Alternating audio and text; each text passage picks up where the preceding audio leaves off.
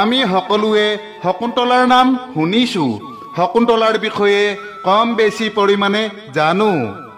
আমি সকলোৱে জানো যে কণ্ব ঋষিৰ কন্যা শকুন্তলাৰ বিবাহ ৰজা দুষ্যন্তৰ লগত হৈছিল। পিছে শকুন্তলা কণ্ব ঋষিৰ কন্যা নাছিল, ঋষি বিশ্বামিত্ৰ আৰু অপ্সৰা মেনকাৰ কন্যাহে আছিল। আজি এই শকুন্তলাৰ জন্ম তথা প্ৰেম আৰু বিবাহৰ সম্পূৰ্ণ কাহিনীৰ বিষয়ে ক'বলৈ লৈছোঁ। আহকচোন এতিয়া আমাৰ কাহিনী আৰম্ভ কৰোঁ।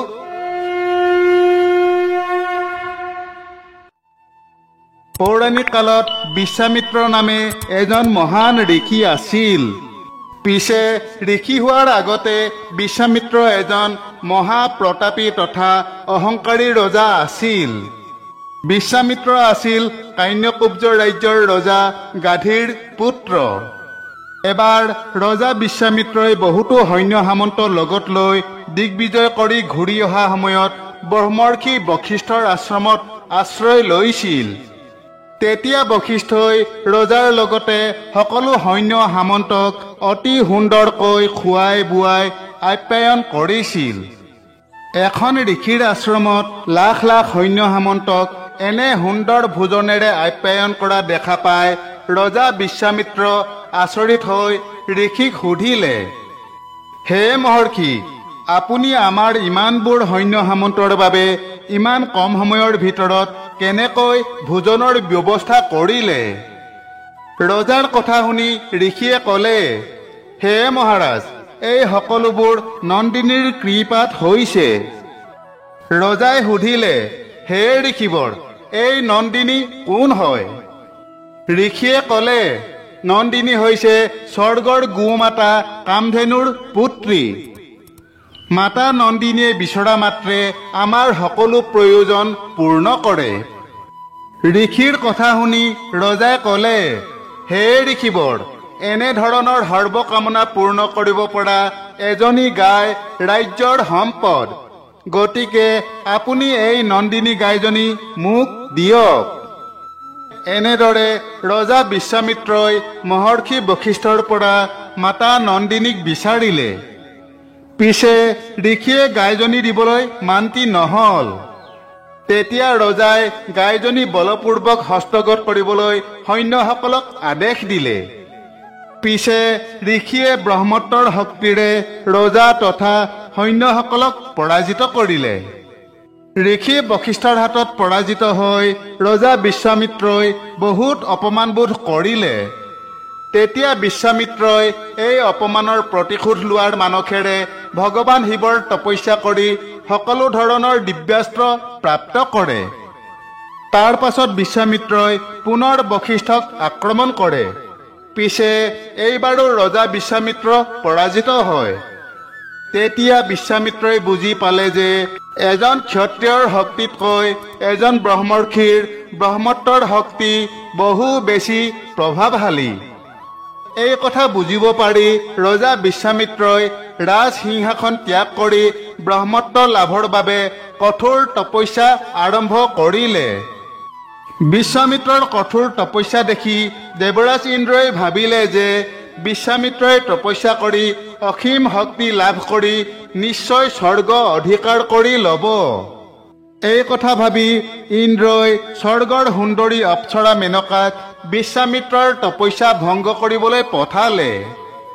মেনকা আহি বিভিন্ন ধৰণৰ নৃত্য গীত কৰি বিশ্বামিত্ৰৰ তপস্যা ভংগ কৰিবলৈ চেষ্টা কৰিলে। পিছে মেনকাৰ সকলো চেষ্টা বিফল হ'ল। তেতিয়া দেৱৰাজৰ নিৰ্দেশত কামদেৱে বিশ্বামিত্ৰৰ দেহত কামবান নিক্ষেপ কৰিলে। কামবানৰ প্ৰভাৱত বিশ্বামিত্ৰৰ তপস্যা ভংগ হ'ল আৰু বিশ্বামিত্ৰ মেনকাৰ প্ৰেমত আকুল হৈ পৰিল। তপস্যা ভংগ কৰিবলৈ চেষ্টা কৰোঁতে কৰোঁতে মেনকাও বিশ্বামিত্ৰৰ প্ৰতি মোহাবিষ্ট হৈ পৰিছিল। তেতিয়া দুয়ো প্ৰেমিক প্ৰেমিকা অৰ্থাৎ বিশ্বামিত্ৰ আৰু মেনকা বিবাহপাশত আবদ্ধ হ'ল। বিবাহ কৰাৰ পাছত বিশ্বামিত্ৰ আৰু মেনকা দুয়ো নিজ নিজ কৰ্তব্য তথা উদ্দেশ্যৰ কথা পাহৰি গ'ল। দুয়ো প্ৰেম তথা কাম বাসনাত মচগুল হৈ পৰিল। বিশ্বামিত্ৰ আৰু মেনকাৰ মিলনৰ ফলত তেওঁলোকৰ এক কন্যা সন্তানৰ জন্ম হ'ল আৰু দুয়ো নিজৰ সংসাৰক লৈ ব্যস্ত হৈ পৰিল। ইতিমধ্যে মেনকাৰ উদ্দেশ্য সিদ্ধি হ'ল। বিশ্বামিত্ৰই পত্নী আৰু কন্যাক পাই তপস্যাৰ কথা পাহৰি গ'ল। তেনেতে এদিন দেৱৰাজ ইন্দ্ৰই মেনকাক পুনৰ স্বৰ্গলৈ ঘূৰি আহিবলৈ নিৰ্দেশ দিলে। স্বামী আৰু কন্যাক এৰি যাব লাগিব বুলি ভাবি মেনকাৰ মন বেদনাৰে ভৰি পৰিল। তথাপি যাবতো লাগিবই। তেতিয়া মেনকাই বিশ্বামিত্ৰৰ ওচৰলৈ গৈ ক'লে, হে স্বামী, মই স্বৰ্গৰ অপ্সৰা মেনকা। দেৱৰাজে মোক আপোনাৰ তপস্যা ভংগ কৰিবলৈ পঠাইছিল। আপোনাৰ তপস্যা ভংগ কৰাৰ বাবে মই আপোনাৰ অপৰাধী। আপুনি মোক ক্ষমা কৰি দিব। মই এতিয়া স্বৰ্গলৈ ঘূৰি যাব লাগিব। আপোনাৰ কন্যা আপুনি চম্ভালি লওক। এই বুলি কৈ মেনকাই বিশ্বামিত্ৰৰ হাতত কন্যাজনী তুলি দি স্বৰ্গলৈ বুলি ঘূৰি গুচি গ'ল। মেনকা গুচি যোৱাত বিশ্বামিত্ৰই মনত বহুত দুখ পালে। তাৰ পাছত বিশ্বামিত্ৰই ঋষি কণবৰ আশ্ৰমলৈ গৈ নিজ কন্যাক তেওঁলোকৰ হাতত তুলি দি পুনৰ তপস্যা কৰিবলৈ গুচি গ'ল। বহু বছৰ কঠোৰ তপস্যা কৰাৰ পাছত সৃষ্টিকৰ্তা ব্ৰহ্মাই বিশ্বামিত্ৰক ব্ৰহ্মত্ব প্ৰদান কৰে। আনফালে বিশ্বামিত্ৰৰ পৰা প্ৰাপ্ত সেই কন্যাক ঋষি কণব আৰু তেওঁৰ পত্নীয়ে তুলি তালি ডাঙৰ কৰিছিল, যাৰ নাম থোৱা হৈছিল শকুন্তলা। ডাঙৰ হোৱাৰ পাছত শকুন্তলা ৰূপে গুণে অতুলনীয় হৈ পৰিছিল। এদিন ৰজা দুষ্যন্ত হাবিত চিকাৰ কৰি থাকোঁতে কণব ঋষিৰ আশ্ৰম পালেগৈ। আশ্ৰমত শকুন্তলাক দেখা পাই ৰজা দুষ্যন্ত তাইৰ সৌন্দৰ্যত মুগ্ধ হৈ পৰিল। সেই সময়ত ঋষি কণব বহু দূৰ যাত্ৰাত গৈছিল। ঋষিৰ অনুপস্থিতিত শকুন্তলাই ৰজাক সন্মান সহকাৰে আদৰণি জনালে। শকুন্তলাৰ সেৱা সৎকাৰ ৰজা দুষ্যন্তৰ বৰ ভাল লাগিল। শকুন্তলাৰ ৰূপ গুণত মুগ্ধ হৈ ৰজাই তাইক বিবাহৰ প্ৰস্তাৱ দিলে আৰু ৰজাৰ প্ৰেম তথা বিবাহৰ প্ৰস্তাৱ শকুন্তলায়ো স্বীকাৰ কৰি ল'লে। তাৰ পাছত ৰজা দুষ্যন্ত আৰু শকুন্তলা দুয়ো গন্ধৰ্ব বিবাহ কৰি পতি পত্নী ৰূপে দুয়ো কিছুদিন আশ্ৰমতে বাস কৰিছিল। বিবাহ কৰি কিছুদিন আশ্ৰমত থকাৰ পাছত ৰজা দুষ্যন্ত পুনৰ নিজৰ ৰাজ্যলৈ ঘূৰি যাবলৈ ওলাল আৰু শকুন্তলাকো লগত লৈ যাবলৈ ইচ্ছা কৰিলে। কিন্তু পালক পিতা ঋষি কণবৰ অনুপস্থিতিত শকুন্তলাই ৰজাৰ লগত যাবলৈ মান্তি নহল। শকুন্তলাই ৰজা দুষ্যন্তক ক'লে, হে মহাৰাজ, মোক ক্ষমা কৰিব। বৰ্তমান মোৰ পিতা যিহেতু আশ্ৰমত নাই, সেয়েহে পিতাৰ অনুমতি অবিহনে মই আশ্ৰম এৰি আপোনাৰ লগত যাব নোৱাৰো। পিতা যেতিয়া আশ্ৰমলৈ ঘূৰি আহিব তেতিয়া পিতাৰ আশীৰ্বাদ লৈ মই আপোনাৰ ওচৰলৈ যাম। শকুন্তলাৰ কথা শুনি ৰজা দুষ্যন্তই কোনো আপত্তি নকৰি ঋষি ঘূৰি অহাৰ পাছত শকুন্তলাক ৰাজপ্ৰাসাদলৈ আহিবলৈ কৈ শকুন্তলাক ঋষিৰ আশ্ৰমতে এৰি নিজৰ ৰাজ্যলৈ ঘূৰি গুচি গ'ল। ৰজা দুষ্যন্তই এৰি থৈ যোৱাৰ কিছুদিন পাছত শকুন্তলা গৰ্ভৱতী হ'ল। দিনবোৰ পাৰ হৈ যোৱাৰ লগে লগে শকুন্তলা চিন্তিত হৈ পৰিছিল, কিয়নো তেতিয়ালৈকে পিতৃ ঋষি কণব আশ্ৰমলৈ ঘূৰি অহা নাছিল আৰু পিতৃ নহালৈকে শকুন্তলা স্বামীৰ ওচৰলৈ গুচি যাবও নোৱাৰে। আনহাতে গৰ্ভও দিনে দিনে বাঢ়ি আহিছিল। সেয়েহে শকুন্তলাই প্ৰায় সকলো সময়তে চিন্তা কৰি অকলে মন মাৰি বহি থাকিছিল। তেনেতে এদিন মহৰ্ষি দুৰ্বাসা কণব ঋষিক লগ কৰিবলৈ আশ্ৰমলৈ আহিছিল। সেই সময়ত শকুন্তলা আশ্ৰমত অকলে বহি আছিল। দুৰ্বাসা ঋষিয়ে শকুন্তলাক কেইবাবাৰো মাত দিলে, কিন্তু তাই দুষ্যন্তৰ চিন্তাত ইমানেই আপোন পাহৰা হৈ আছিল যে শকুন্তলাই দুৰ্বাসা ঋষিৰ মাত শুনিয়েই নাপালে আৰু কোনো মাত নিদিলে।